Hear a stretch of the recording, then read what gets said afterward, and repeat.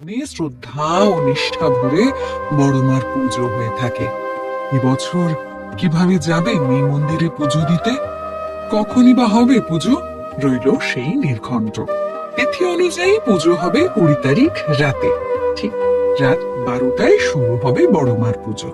তবে পুজোর প্রস্তুতি তো শুরু হয়ে গেছে। পুজো মণ্ডপেই জোর কদমে চলছে নৈহাটির 21 ফুট বড়মার প্রতিমা তৈরির কাজ। একটু একটু করে সেজে উঠছেন মা। সেই কাজ দেখতে প্রতিদিন ভিড় বাড়ছে নৈহাটি রেল স্টেশন সংলগ্ন অরবিন্দ রোডে। যারা পুজো দিতে চান তাদের জন্য 17 অক্টোবর থেকেই 3টি কাউন্টার খোলা রাখার ব্যবস্থা করেছে মন্দির কর্তৃপক্ষ। আর পুজোর দিন অর্থাৎ 20 তারিখ 4টি কাউন্টার খোলা থাকবে। অঞ্জলি হবে রাত 2টো থেকে 2:30টার মধ্যে। উপস্থিত ভক্তরা চাইলে সে সময় অঞ্জলি দিতে পারবেন। তারপর পাওয়া যাবে মায়ের ভোগ প্রসাদ। প্রচুর মানুষ বড়মার ভোগ পাওয়ার জন্য দীর্ঘক্ষণ লাইনে দাঁড়িয়ে অধীর আগ্রহে অপেক্ষা করে থাকেন।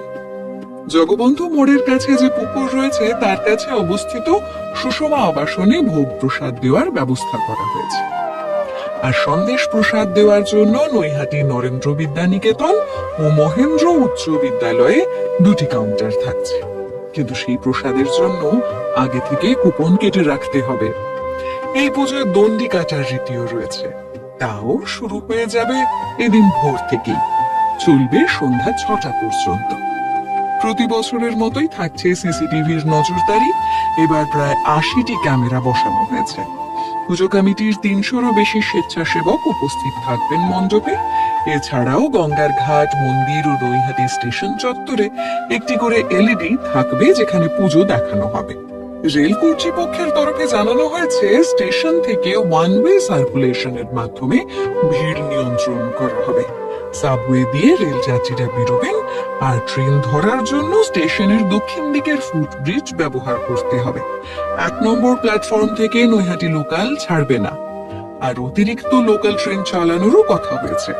পুজোর কদিন rail, DMG, fire, electric, PWD সহ অন্যান্য দপ্তর নিয়ে জয়েন্ট কন্ট্রোল রুম থাকবে, যাতে আপৎকালীন পরিস্থিতিতে দ্রুত ব্যবস্থা নেওয়া যায়। পুজোর পর